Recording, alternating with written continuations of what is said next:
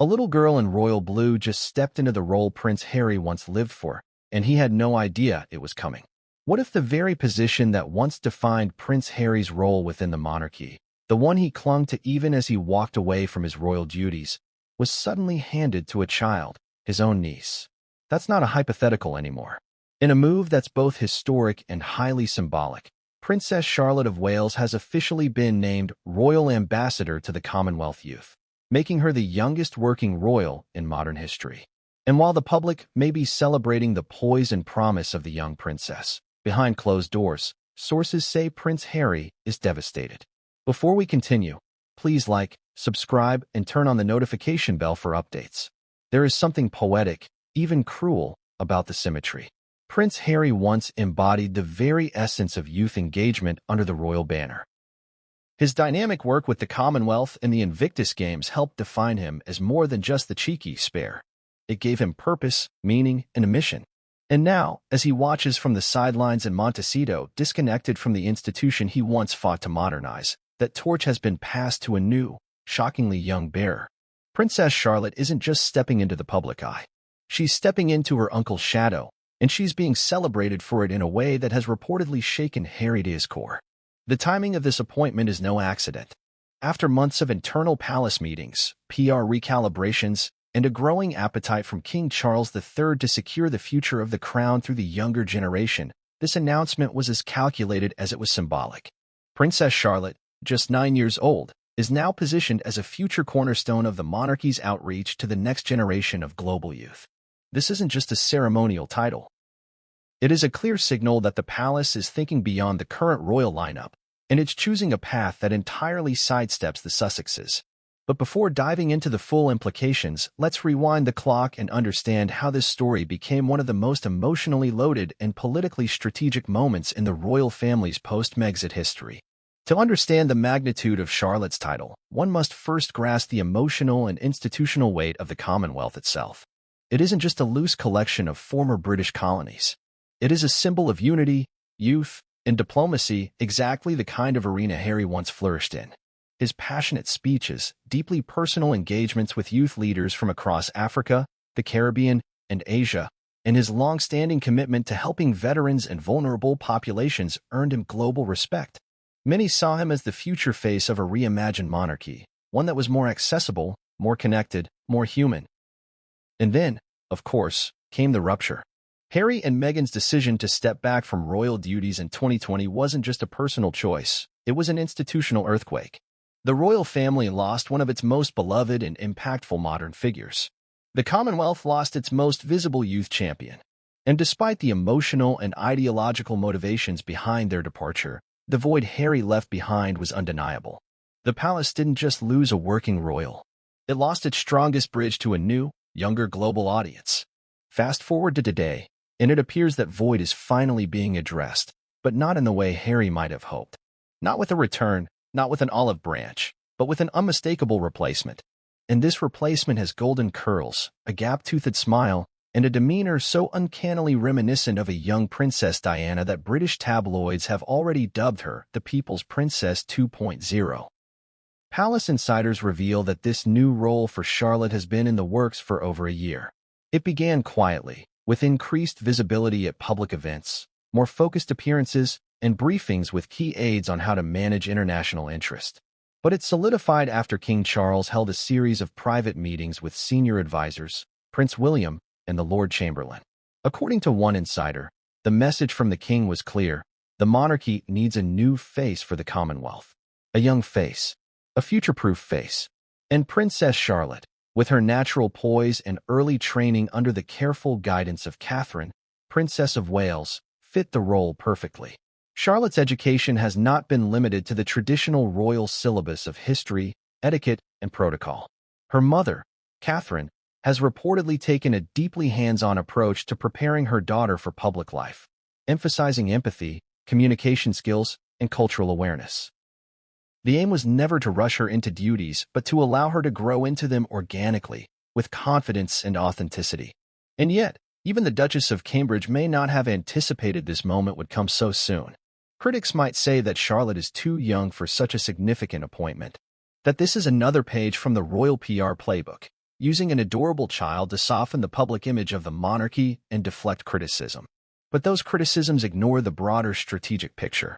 In an era where monarchies are increasingly under scrutiny, where anti-colonial sentiments continue to rise, and where generational shifts in loyalty threaten the very idea of inherited power, this move is less about optics and more about survival. Charlotte's new role is a calculated bet that the monarchy's future depends on winning over the youth of the world. And who better to do that than a relatable, educated, emotionally intelligent young royal raised in a more modern, media-savvy era? Of course, the implications for Prince Harry are deeply personal. This isn't just a title being handed to a niece. This is a passing of the torch that he once believed was his to hold forever. Sources close to the Duke say he was blindsided by the announcement, not because he expected to return to royal life, but because the title hits at the very heart of what he valued most about his time as a working royal: connection, purpose, and a chance to inspire. For Harry, watching his niece assume a role so intertwined with his identity is not just painful, it's existential. And then there's Meghan. While publicly silent on the matter, private whispers from Montecito paint a picture of a household caught off guard, hurt, and quietly furious. To them, this move isn't just about celebrating Charlotte. It's about erasing Harry. About writing a new chapter in the royal story that deliberately edits out the Sussex era. Meghan, who once believed she and Harry would modernize the monarchy from within, now sees her daughter-in-law to be acting in the very role she once dreamed of championing alongside her husband. There's an added twist here. Because for all the emotional weight this carries, the appointment of Princess Charlotte also reflects a brutal kind of institutional logic. The monarchy, as it has always done, adapts not to personal needs, but to survival. And if survival means quietly replacing one former favorite with a younger, shinier heir, then so be it. The show must go on. The crown must evolve. And feelings, no matter how real, must be set aside. Still, one can't help but imagine the internal storm raging inside Prince Harry as he watches this unfold. The little girl he once teased in family photos, who used to crawl on the carpets of Kensington Palace, is now being given the very platform that defined his early royal life. A platform he didn't just perform in, but deeply believed in. There are reports that Harry has reached out privately to members of the royal family since the news broke, hoping to express his thoughts, possibly even offer advice. Whether those overtures were welcomed or ignored remains unknown. What's clear, though, is that the palace has no intention of slowing Charlotte's rise. The machine is in motion, and every event, every appearance, every carefully choreographed handshake and speech will now carry a weight far beyond her years. As for the public, reactions have ranged from ecstatic pride to bittersweet nostalgia. Royalists are thrilled to see the Windsors investing in the next generation. Critics view it as a distraction tactic. And young people, those very same Commonwealth youth that Charlotte is now tasked with engaging, have responded with cautious interest. The world will be watching her closely. And so will Harry. In many ways, this moment encapsulates everything that is complex, emotional, and strategic about the modern royal family. It's a story of legacy, of wounds both public and private, of innocence caught in the machinery of image and power. It is, above all, a story of transitions, one man's loss becoming a little girl's beginning. And whether one sees it as poetic justice, tragic irony, or both, one thing is certain: history has once again chosen its favorite, and the monarchy marches on with its newest ambassador leading the way. If you're still with us, don't blink. Because the next chapter in this royal saga is just getting started.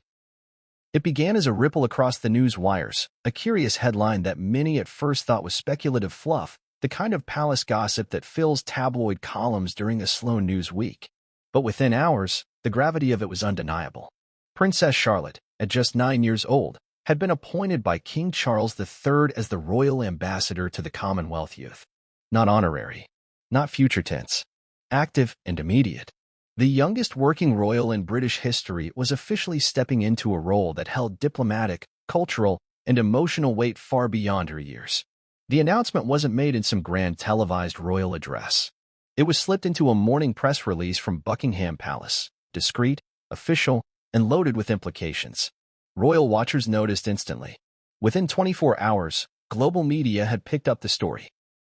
Headlines in Nairobi, Sydney, Toronto, and New Delhi declared the move a groundbreaking royal evolution and a strategic modern shakeup.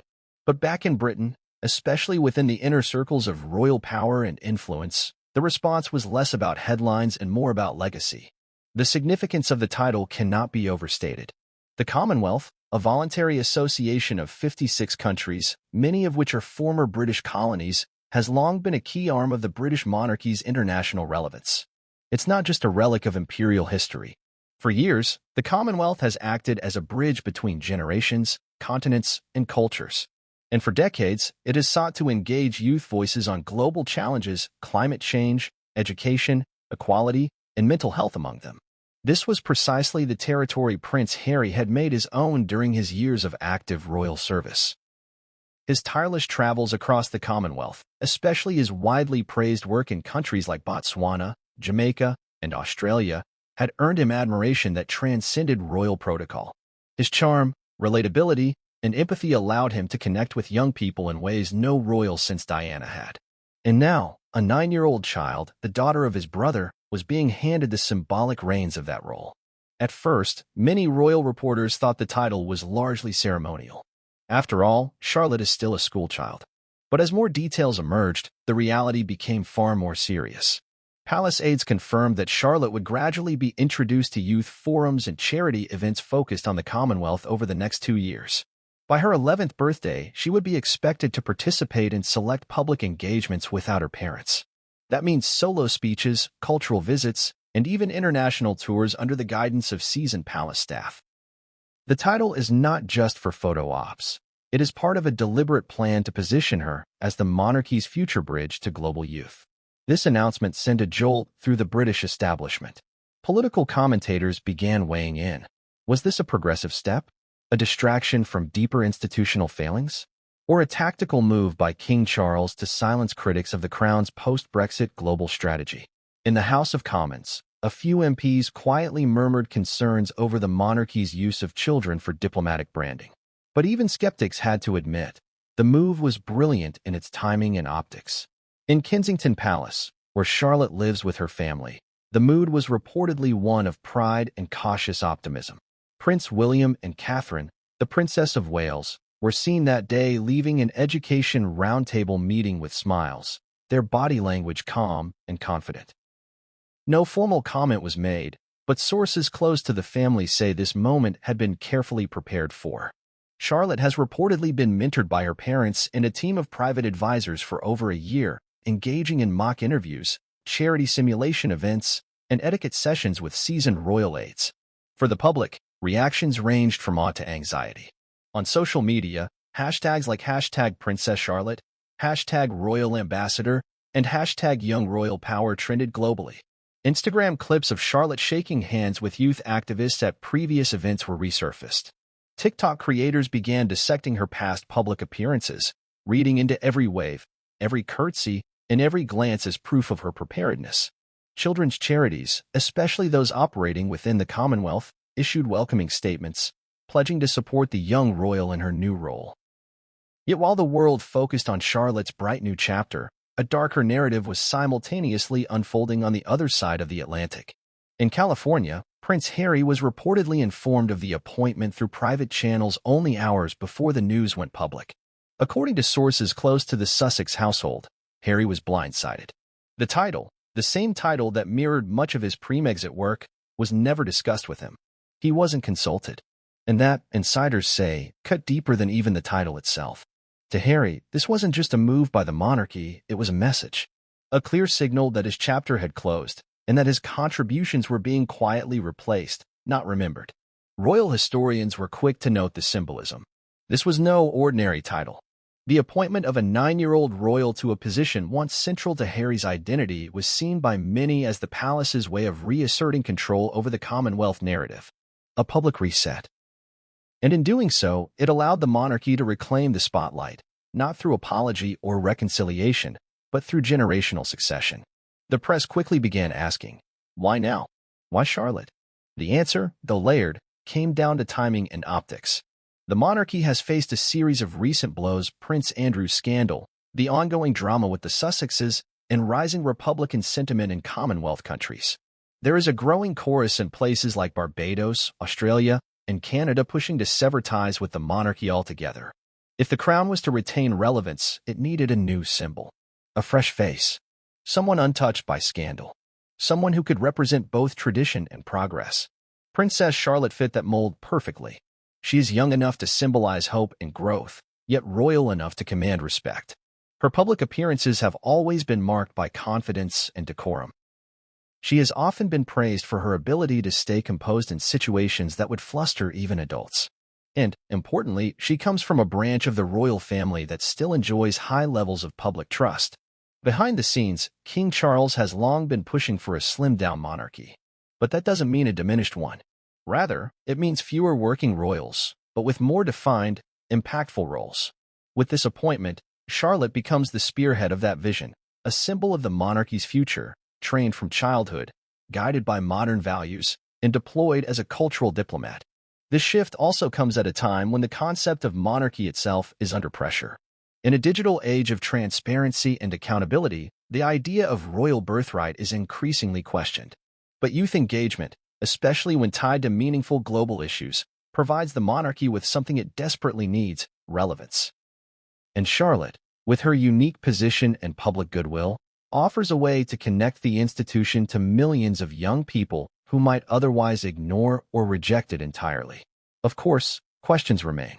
How will Charlotte balance the demands of public life with a normal childhood? How will she be shielded from undue media pressure? Will this early exposure empower her or burden her?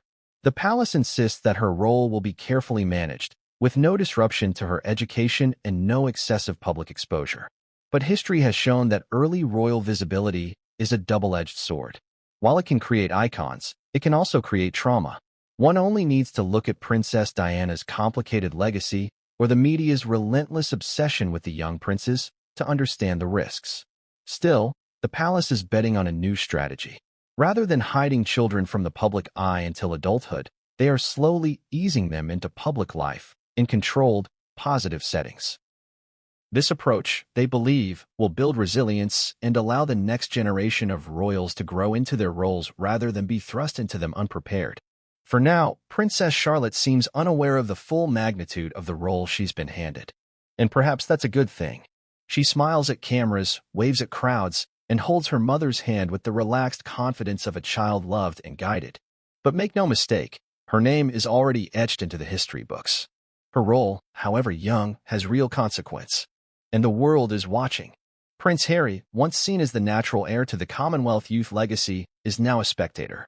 And that transformation, swift, symbolic, and complete, has sent a royal shockwave that will ripple for years to come. Titles within the British monarchy are not merely ceremonial tokens. They are statements encoded with meaning, expectation, and legacy. When Princess Charlotte was named the royal ambassador to the Commonwealth youth, many outside royal circles may have seen it as a charming gesture, a nod to the young royal's grace and popularity. But those familiar with the inner workings of the institution understood immediately this was more than a sweet headline. It was a bold, strategic declaration about the future of the monarchy and a signal of where it places its bets in a rapidly shifting world. To grasp the true magnitude of this appointment, one must first understand what it means to carry the burden of a royal title in today's geopolitical climate. The British monarchy, while symbolic in constitutional terms, wields immense soft power. Through carefully orchestrated visits, strategic philanthropy, and carefully cultivated personal narratives, the royals are able to project British influence across the world. At the center of that projection lies the Commonwealth. A unique legacy of the empire, reimagined into a voluntary association of nations that value mutual cooperation, development, and shared history. It is within this framework that the title of Royal Ambassador to the Commonwealth Youth holds significant weight. The role is not about ribbon-cutting or waving from balconies. It involves engaging with the most critical issues facing young people across 56 nations, many of which are navigating post-colonial realities, climate crises, economic upheaval, and generational shifts in values. The person who holds this role must embody both compassion and credibility. They must connect, not dictate. Listen, not lecture. Princess Charlotte may be only 9 years old, but by being named to this role, she becomes the symbolic link between the royal family and hundreds of millions of young people around the world. Her very presence in the role reframes what it means to be a royal in the 21st century. No longer just a figure of tradition or opulence, she is being crafted into a representative of global youth aspirations, empowered to listen, support, and amplify causes that transcend national boundaries. The decision to invest her with this title at such a young age is both innovative and controversial. In the past, roles involving the Commonwealth were almost exclusively given to royals in their 20s and 30s, individuals who had gone through years of preparation, had completed university education, and had spent time shadowing senior members of the royal household. Even Prince William's first significant Commonwealth assignment did not come until his late 20s. And Prince Harry, who arguably made the most emotional and meaningful impact, earned his trust with the public only after a decade of military service and hands-on charity work. Charlotte's appointment shatters that precedent. Insiders close to the palace say the idea of grooming Charlotte for such a public-facing role was raised during Queen Elizabeth II's final years. The late Queen, aware of the generational challenges facing the monarchy, was deeply invested in youth representation. In one of her private letters, reportedly shared only with close family, she expressed a desire that the next generation of royals not simply inherit titles, but earn them by embodying service and engagement with the world as it is, not as it once was. According to sources, it was this sentiment that prompted early conversations between King Charles and the Prince and Princess of Wales. With Prince George already destined for the throne and Prince Louis still too young for responsibilities, Charlotte was in a unique position. Smart, charismatic, and naturally composed, she exhibited a level of maturity beyond her years. More importantly, she seemed genuinely curious about the world around her. Her parents, especially Catherine, have reportedly spent years ensuring that Charlotte's understanding of royal life goes beyond pageantry. Family insiders describe evenings where Charlotte is encouraged to watch documentaries about young girls advocating for education in Africa or climate activists battling deforestation in Asia. At official events, aides note that she listens attentively, asks questions, and remembers names and causes long after the cameras are gone. This intentional upbringing is part of a broader strategy. The palace is no longer relying solely on age or hierarchy to determine readiness. Instead, they are looking at emotional intelligence, communication skills, and public resonance. Charlotte checks all those boxes, and her new title is the result. What makes this title so particularly poignant is its deep association with Prince Harry. In many ways, Harry built the modern version of what Charlotte is now inheriting. His tireless efforts through the Queen's Commonwealth Trust, his mentorship programs, and the famous Walk Together initiative placed him at the center of youth engagement. He didn't just attend events, he championed causes. He spoke openly about mental health, about trauma, about finding purpose, and he did so in a way that felt authentic and unfiltered. To watch that very role be passed down to someone else, especially within the family, must cut deep. But it's not just about emotional overlap. The Royal Ambassador to the Commonwealth Youth is a title that carries both symbolic and functional weight. Symbolically, it signals that the monarchy is actively engaging with the next generation, not just in Britain, but across continents. It's a declaration that the crown still sees itself as a relevant global figure in the lives of young people struggling with unemployment, mental health challenges, climate injustice, and identity crises. Functionally, the title places its bearer at the center of a network of organizations, events, and campaigns. These include annual youth forums, partnerships with charities, speaking engagements at global summits, and working with the Commonwealth Secretariat to amplify youth voices and policymaking. For Charlotte, this will mean early exposure to some of the most pressing issues of our time. For the monarchy, it means grooming a royal who can navigate that space with intelligence and grace. Of course, such a responsibility doesn't come without risk. The world is no longer blindly loyal to the monarchy. Every appearance will be scrutinized. Every word, every smile, every stumble will be captured, dissected, and judged. The media landscape is unforgiving, and childhood fame often comes at a cost. The palace is reportedly aware of these dangers and has constructed a protective framework around Charlotte to ensure her growth in the role is gradual and healthy. According to internal memos leaked to the press, her participation in events will follow a developmental engagement plan. For the first 12 months, she will only attend select events, always accompanied by at least one parent. Her speeches will be co-written by a team of child development experts and policy advisors to ensure appropriateness. She will also undergo media training and mentorship with figures from the Commonwealth Youth Council. These measures reflect a cautious optimism, an acknowledgement that while this is uncharted territory, it is also necessary. From a geopolitical perspective, Charlotte's appointment is also being closely watched by leaders across the Commonwealth.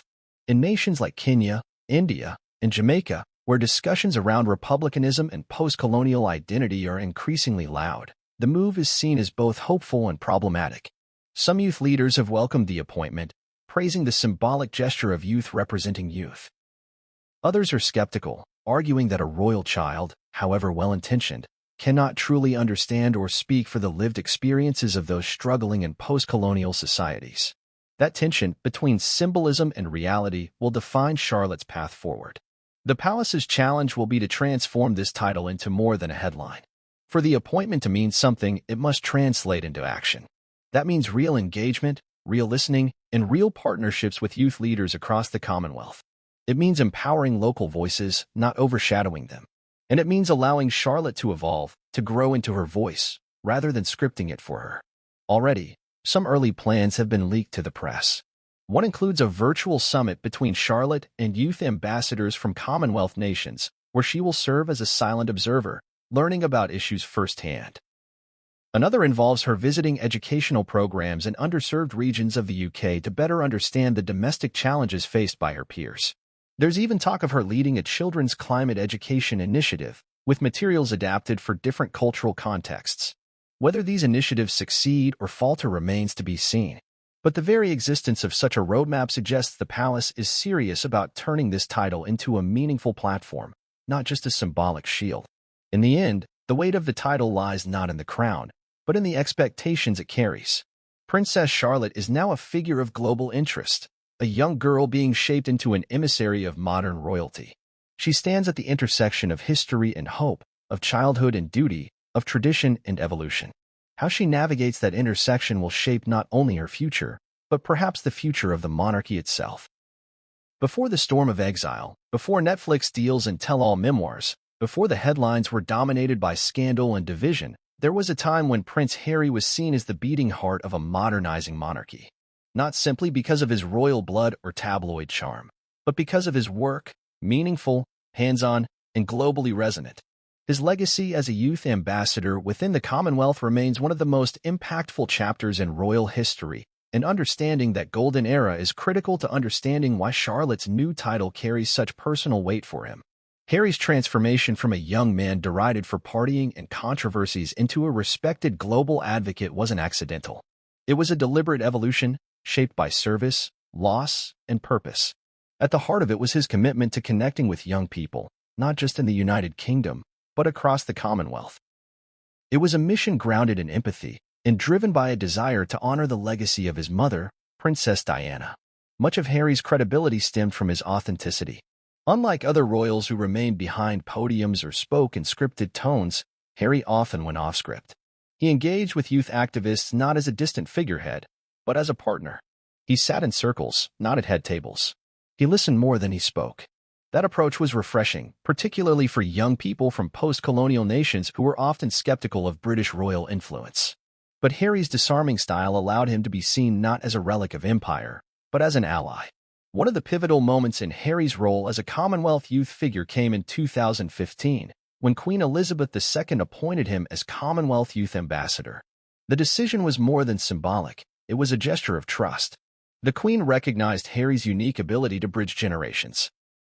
His first official engagements under the title took him to countries such as Australia and Fiji, where he met with indigenous leaders, students, and young entrepreneurs. Those trips were documented widely, and his emotional connection with people on the ground was unmistakable. A particularly memorable moment occurred in Lesotho, a small African kingdom where Harry co-founded Snub, a charity dedicated to supporting vulnerable children affected by HIV/AIDS. During a visit in 2016, he was seen playing soccer barefoot with local children, laughing without pretense, unguarded, and fully present. The press didn't need spin. The images spoke volumes. This was a prince not trying to impress the world, but trying to change it. Snub itself became a cornerstone of Harry's public work. Founded in memory of Princess Diana and Prince Siso's shared values, the charity represented everything Harry wanted to build: real impact, deep relationships, and sustainable change. Through education, mental health support, and mentorship, It helped thousands of young people across Lesotho and Botswana. It wasn't just a royal project. It was a life mission. Harry's work with the Invictus Games further solidified his reputation. Launched in 2014, the international sporting event for wounded, injured, and sick servicemen and women became a global phenomenon. While it was not Commonwealth-specific, it echoed the same values: resilience, youth empowerment, and global unity. Through Invictus, Harry didn't just support veterans. He inspired a generation of young people struggling with identity, trauma, and purpose to keep going. Every speech Harry gave at these events struck a chord. He spoke of losing his mother, of battling depression, of finding meaning in service. These weren't rehearsed monologues. They were confessions, spoken with vulnerability. That authenticity resonated across borders. In Jamaica, students cheered him as he danced in the streets. In India, young climate activists praised his commitment to sustainability. In Australia, Indigenous elders welcomed him with warmth and mutual respect. In those moments, Harry wasn't just a prince, he was a leader. But what made Harry's golden era so memorable was how it reflected a monarchy in evolution. For decades, the royal family had been criticized as out of touch, too rigid to engage with the world's real problems. Harry broke that mold. He addressed mental health openly long before it was fashionable. He championed causes like climate justice, education for girls, and HIV prevention without waiting for institutional permission. And in doing so, he helped humanize the monarchy in ways no one else could. That period, from 2014 to 2018, was arguably the height of his public influence. The Commonwealth saw him as a symbol of hope. Queen Elizabeth was seen smiling in his company more than in most other engagements. Senior aides praised his dedication, noting how he often stayed longer than scheduled at youth forums, privately answering questions and offering support. Even skeptics within the media began to warm to him. Then came the pivotal shift: his marriage to Meghan Markle. At first, the union was celebrated as a sign of a more inclusive, modern monarchy. A biracial American actress marrying a British prince seemed to encapsulate everything the Commonwealth represented: diversity, connection, and evolution. The wedding was watched by millions. Choirs sang gospel, African American traditions were included, and a young girl of color could now see herself in the heart of British royalty. It was a moment of global symbolism. For a brief moment, Harry's golden era seemed to expand rather than diminish. Together, he and Meghan embarked on a tour of the South Pacific, where their interactions with youth groups and charities were met with overwhelming enthusiasm. Meghan's speeches, delivered with poise and clarity, echoed Harry's values. Together, they seemed unstoppable. But beneath the surface, tensions were building. Inside the palace, there were concerns about control, media management, and hierarchy.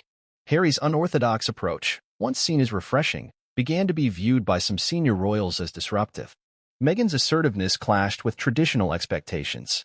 And when the couple began advocating for autonomy and protection from the press, lines were drawn. The break, when it came, was seismic. In early 2020, Harry and Meghan announced their decision to step back from royal duties. The Commonwealth youth role, like all others, was stripped. The charities they supported were left in limbo. The connections Harry had built over more than a decade, relationships forged in laughter, empathy, and shared struggle, were paused, redirected, or lost. To many, it felt like an abrupt end to something truly meaningful. Commonwealth youth leaders expressed disappointment. Some charities, dependent on royal patronage, struggled to retain funding. Harry himself admitted in interviews that the loss of that connection hit hard. He hadn't just left an institution. He had left a purpose. In the years since, Harry has attempted to maintain elements of his past advocacy through independent channels. Mental health campaigns, interviews, and philanthropic ventures have continued. But without the institutional backing, without the royal seal, the reach is not the same. His voice, while still powerful, now echoes from across an ocean, heard, but no longer amplified by the royal machinery that once supported it. That's why the appointment of Princess Charlotte is not just a family decision, it is a reclamation. The title she now carries is the very one that once defined Harry's identity. And while she is not responsible for the politics that surround it, her appointment reopens wounds that have never truly healed. For Harry, watching his niece inherit a role he once held dear must be emotionally complex. There is pride, certainly Charlotte is, after all, his family. But there is also pain. Because the Commonwealth role wasn't just a job. It was his redemption, his legacy, his connection to Diana. And now, someone else carries that torch. Whether Charlotte will build upon his foundation or chart a different path remains to be seen. But one thing is clear, the echoes of Harry's golden era still linger in the halls of Commonwealth youth organizations, in the memories of those he met, and in the silent spaces left behind when he stepped away. The golden era of Prince Harry's role within the Commonwealth did not come to a crashing halt. It unraveled slowly, painfully, and with each passing event, became more impossible to repair. Behind the glossy photographs and carefully managed press releases, a deeper rift had been forming. Not just between Harry and the institution of the monarchy, but between Harry and the very identity he had worked so hard to build within it. The cracks were subtle at first, but they deepened with every misunderstanding, every tabloid headline, every ignored plea for support. And at the heart of it all was a growing sense of betrayal. The tension between Harry and the royal institution didn't begin with Meghan Markle, but it intensified the moment she entered the fold. Harry had always been the second son, the so-called spare, but in his work, he had found something resembling equality. In the Commonwealth youth arena, he wasn't second to William. He was the front-runner. His impact was global, his projects thriving, his presence genuinely welcomed.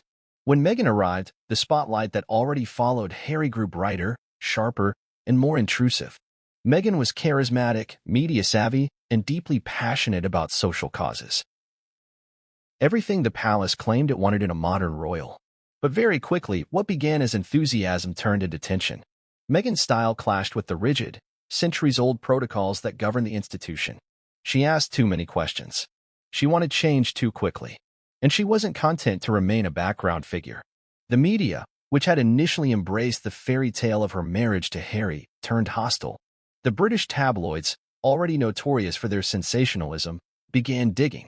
Stories were twisted. Narratives were weaponized. Internally, Harry grew protective and angry. He saw history repeating itself. The same relentless pressure that hounded his mother now seemed to be aimed at his wife. And worse, he believed the palace wasn't doing enough to protect them. While aides and family members remained largely silent in the face of media attacks, Harry and Meghan found themselves isolated. This wasn't just a PR problem, it was a deep emotional wound. Harry began to question not only the institution's loyalty, but its moral compass. The Commonwealth work suffered. Trips were cancelled. Engagements were postponed or quietly reassigned. What once brought Harry joy now brought logistical nightmares and press firestorms. Meghan, who had initially shown great promise during their joint tours, began to step back. Her energy, once poured into youth advocacy, was diverted toward personal survival. The couple's emotional exhaustion was palpable. And though publicly they maintained a dignified front, those close to them speak of long nights, tense meetings, and an overwhelming sense that they were being pushed out. Then came the infamous interview with ITV during the couple's tour of Africa in 2019. Meghan, when asked how she was coping with the pressures of royal life, replied with a simple, heartbreaking sentence. "Thank you for asking, because not many people have." Harry, in the same program, admitted that he and his brother were on different paths. The world heard the strain. The palace did too. But instead of reconciliation, the gulf only widened. At the core of the rift was a fundamental disagreement about identity and direction. Harry saw his role as an opportunity to be human, vulnerable, and honest. The monarchy, built on centuries of mystique, discretion, and order, saw that as a liability. Where Harry wanted transparency, the institution wanted silence. Where he wanted to challenge outdated systems, they wanted to preserve them. Privately, Harry began to express his disillusionment more openly. Friends report that he felt used. Celebrated when convenient, discarded when controversial. His role in the Commonwealth had, in his eyes, become a tool for optics rather than impact. He was sent to speak on youth issues, mental health, and inclusion, while the institution failed to protect his own wife from mental anguish and exclusion. The contradiction was unbearable. Meghan, too, faced her own battles. Her involvement in Commonwealth work, once heralded as groundbreaking, was quietly de-emphasized. Invitations slowed. Projects stalled.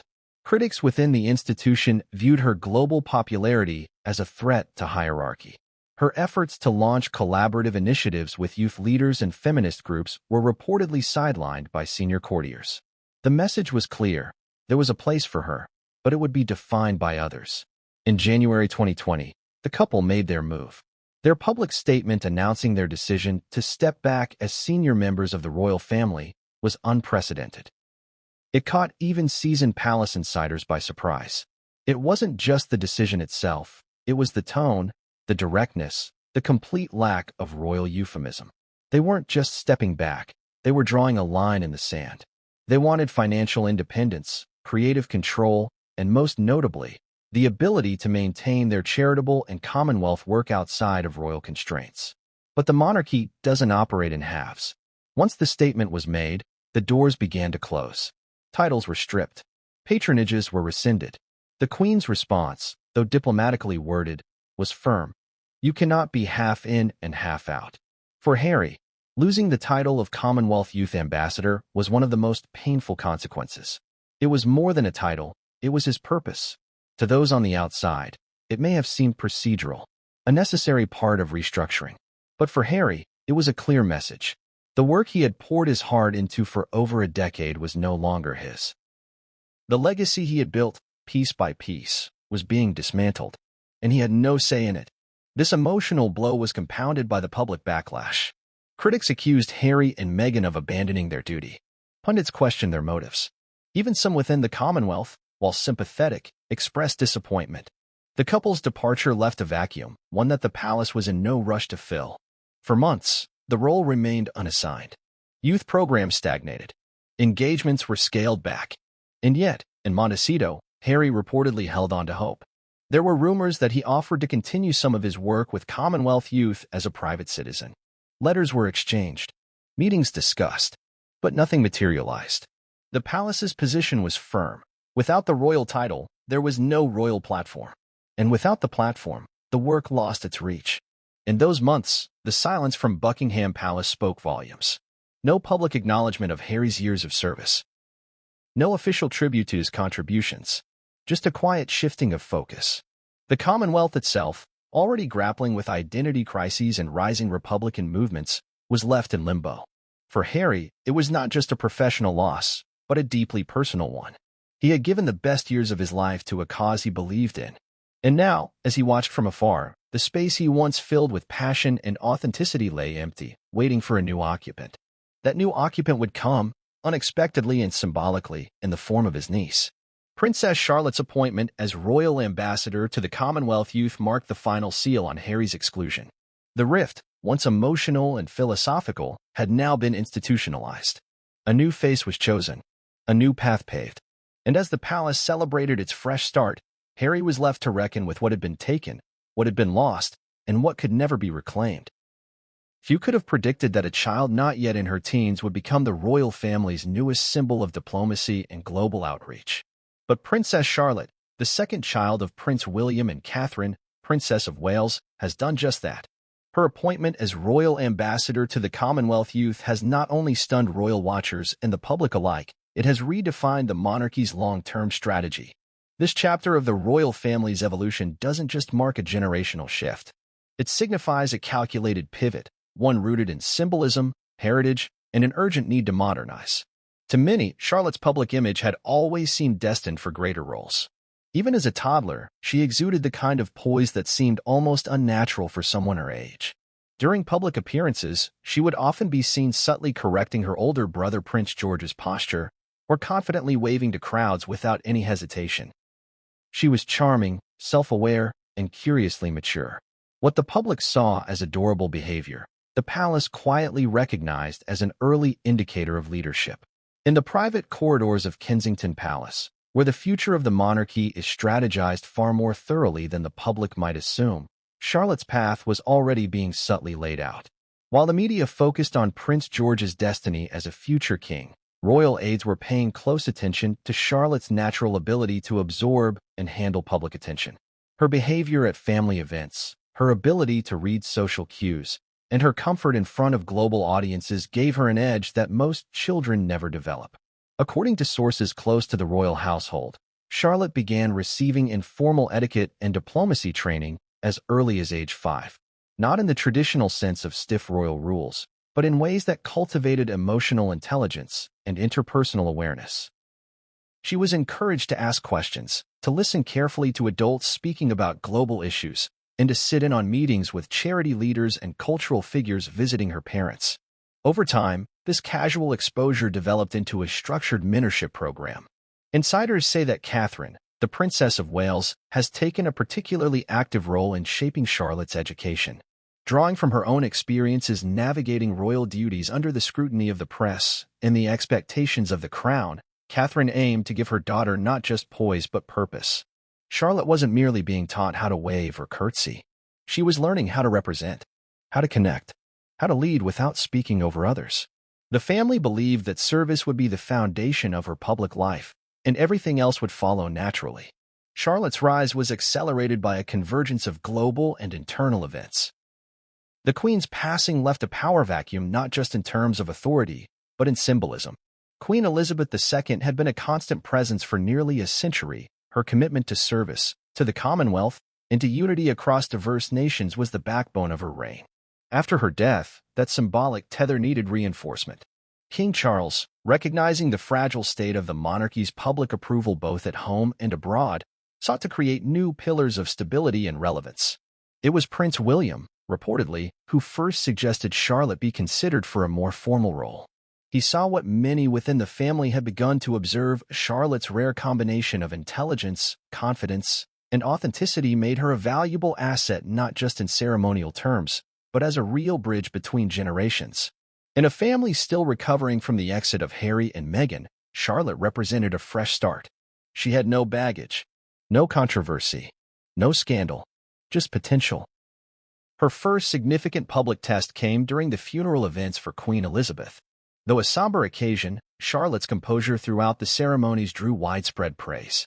At an age where most children struggle to handle silence, grief, in the presence of global dignitaries, Charlotte held herself with dignity and grace. Observers commented that she seemed more aware than expected and already understands the weight of who she is. From that moment, her role began to evolve quietly behind the scenes. She was invited to more formal events, given small speaking roles in rehearsed settings, and assigned reading materials designed to prepare her for the diplomatic demands of royal life. Her schooling began incorporating lessons in Commonwealth history, and her tutors, approved by the palace, were instructed to emphasize empathy, cultural awareness, and global citizenship. One of the defining characteristics of Charlotte's grooming for this role has been her hands-on exposure to real-world issues. Rather than being shielded in a royal bubble, her parents deliberately exposed her to the challenges facing modern youth across the Commonwealth. Through documentaries, live Zoom conversations with young activists, and one-on-one discussions with representatives from the Commonwealth Youth Council, Charlotte began to learn not just the protocol of representation, but the stories and struggles of those she would soon be tasked with uplifting. In early 2024, Charlotte participated, off the record, in a virtual discussion with a group of young girls from Malawi who were working on community-based education programs. Though she did not speak publicly, she was introduced, observed the conversation attentively, and later reportedly wrote handwritten letters thanking the participants for sharing their stories. The girls were unaware of who she was until after the call, but they were deeply moved when they received her personal messages. It was in these quiet moments, away from cameras and press releases, that the palace made its decision. The world didn't need another ceremonial royal figure. It needed a listener, a student, a voice that could grow into something authentic. And so, the title of Royal Ambassador to the Commonwealth Youth was created, not recycled from an existing honor, but shaped specifically for her.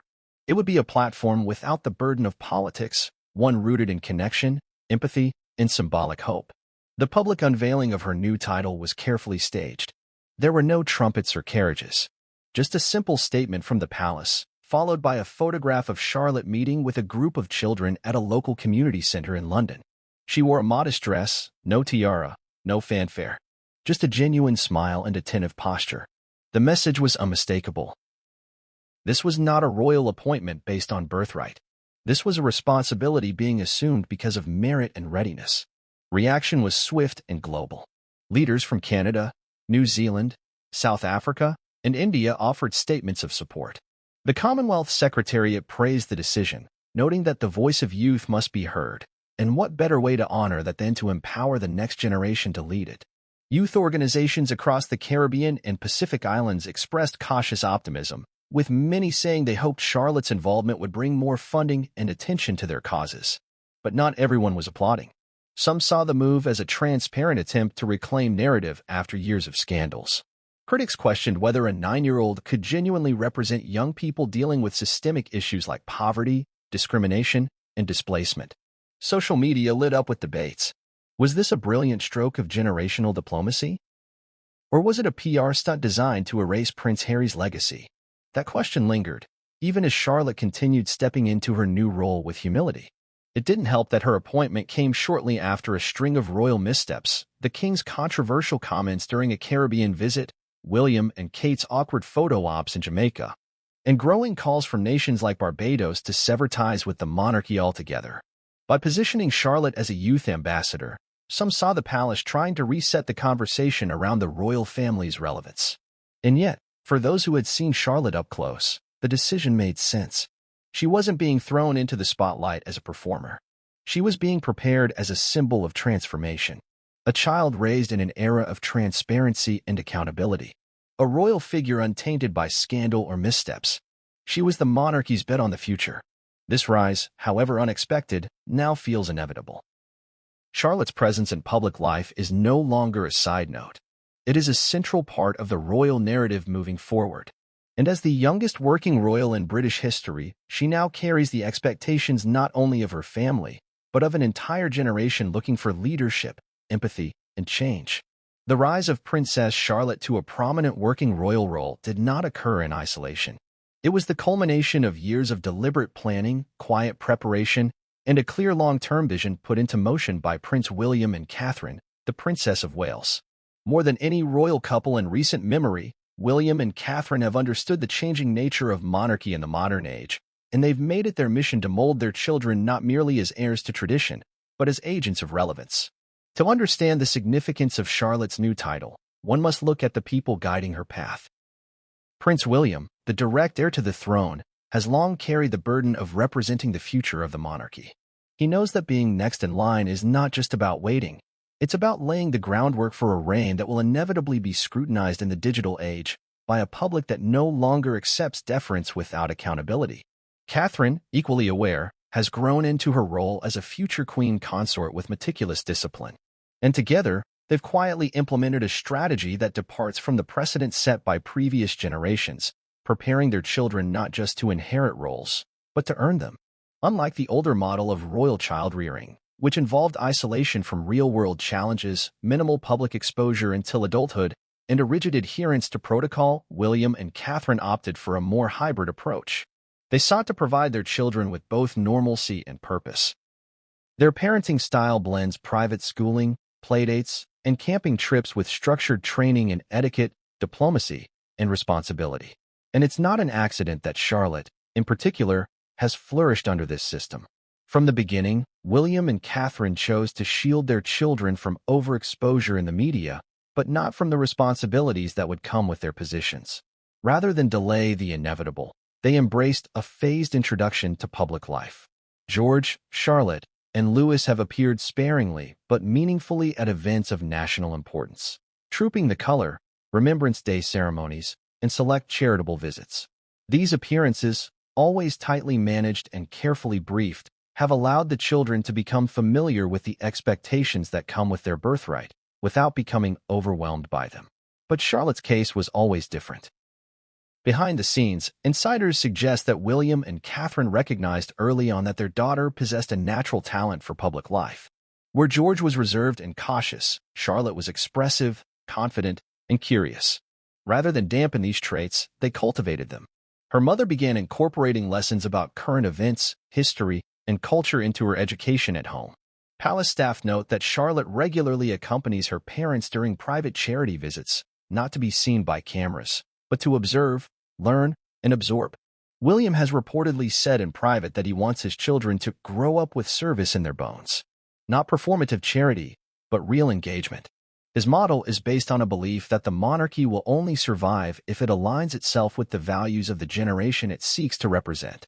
That means understanding climate change, racial equality, mental health, and youth empowerment. Not just from the lens of policy, but through lived experience. And that belief led to a critical pivot. William and Catherine decided that their daughter's role in the monarchy would not wait until adulthood. It would begin gradually, with guidance, mentorship, and structure. They rejected the old notion that royalty had to emerge fully formed at 21. In today's world, authenticity is built over time. They wanted Charlotte to grow into her role, steadily, purposefully, and with the world watching her evolution, not just her arrival. This strategy took shape in the years following the departure of Harry and Meghan from the royal family. The vacuum left by the Sussexes was profound, not just in public perception, but in actual workloads and diplomatic representation.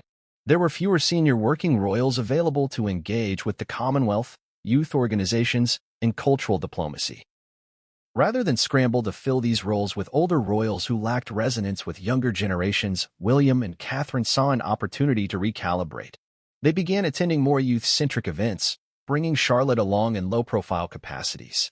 She was introduced to nonprofit leaders, educators, and children her age from different backgrounds. At these events, she didn't give speeches or pose for cameras. She watched. She asked questions. She developed relationships. Her parents, particularly Catherine, acted as quiet guides, encouraging her to listen, learn, and find joy in service. By the time King Charles initiated discussions about long-term roles for the young generation, William and Catherine were ready. They proposed Charlotte as the inaugural royal ambassador to the Commonwealth youth, not as a gimmick, but as a serious step toward modernization. They argued that Charlotte's appointment would signal not just continuity, but a generational handoff of responsibility. The Commonwealth, after all, is not merely a remnant of empire. It is a network of young, diverse populations striving for inclusion, innovation, and equity. King Charles, who has long championed environmental and youth issues, was reportedly receptive. He saw in Charlotte an opportunity to not only honor the late Queen's legacy, but also build a bridge to the future. The role was created, the roadmap was drawn, and the stage was quietly set. William and Catherine's vision didn't end there. The plan for Charlotte is part of a broader blueprint that involves all three of their children. George, as heir, is expected to follow a more traditional path: education in history and governance, mentorship under his father and grandfather, and gradual introduction to constitutional duties. Louis, being younger and more playful, is being given a longer runway, with less structure and more room to find his own identity. But Charlotte, the middle child with both regal presence and emotional intelligence, has become the linchpin of the family's modern engagement strategy. Her appointment as royal ambassador is not meant to burden her, but to empower her. Under William and Catherine's guidance, her schedule will remain balanced, focused on education, family time, and age-appropriate engagements. There are no plans to turn her into a media figure.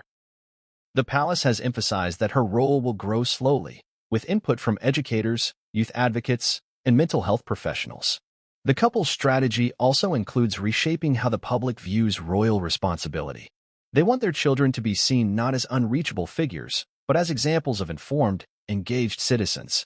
That's why Charlotte's future public appearances will include dialogues with children from across the Commonwealth, joint projects with youth-led NGOs, and interactive sessions focused on mutual learning, not just speech-making. This new approach is risky. It deviates from royal tradition. It opens the family to more public scrutiny. And it places high expectations on a young girl still navigating childhood. But William and Catherine believe the risk is worth it. For them, the monarchy is not a static relic. It's an evolving institution, one that must meet the moment. Their bold strategy is already paying off. Charlotte's appointment has ignited conversations around youth leadership, early childhood development, and the role of women in diplomacy. International media outlets have praised the move as forward-thinking. Polls in the UK show increased support for the younger royals, particularly Charlotte. And perhaps most importantly, children and teenagers across the Commonwealth have taken notice. For the first time in decades, they see someone close to their age stepping into a position of global recognition, not because of a crown, but because of credibility. William and Catherine understand that titles alone mean little in today's world. What matters is the story behind them, the work they inspire, and the lives they touch. Their strategy is not about protecting the institution through tradition. It's about protecting it through transformation. The tranquil hills of Montecito, California, offer an image of peace. Sun-drenched verandas, luxury estates tucked behind manicured hedges, and a deliberate distance from the hustle of royal life. But behind the facade of serenity, sources suggest the mood inside the Sussex household shifted dramatically the moment news of Princess Charlotte's appointment as royal ambassador to the Commonwealth youth reached Prince Harry and Meghan Markle. For a family that once believed they were forging a new and independent path, the royal establishment's strategic move to elevate Charlotte into what many consider Harry's symbolic territory did more than sting. It reawakened a dormant emotional storm. It wasn't the announcement itself that cut deepest, but what it represented. The title, steeped in international youth engagement and global relevance, was practically synonymous with Prince Harry's former role.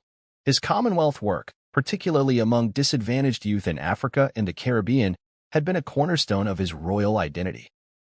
It was where he had found personal redemption, purpose, and public respect. Now, that platform, stripped from him after his departure, had been recast and handed to a 9-year-old girl who, while beloved, had never yet forged the same tangible connections. Sources close to the Sussexes described the moment as emotional and jarring. The announcement reportedly came without any prior warning or private communication from Buckingham Palace. Harry and Meghan were said to have learned of Charlotte's new title alongside the rest of the world, via news alerts and viral social media posts. For Harry, it felt like the door had not just been closed, it had been sealed shut.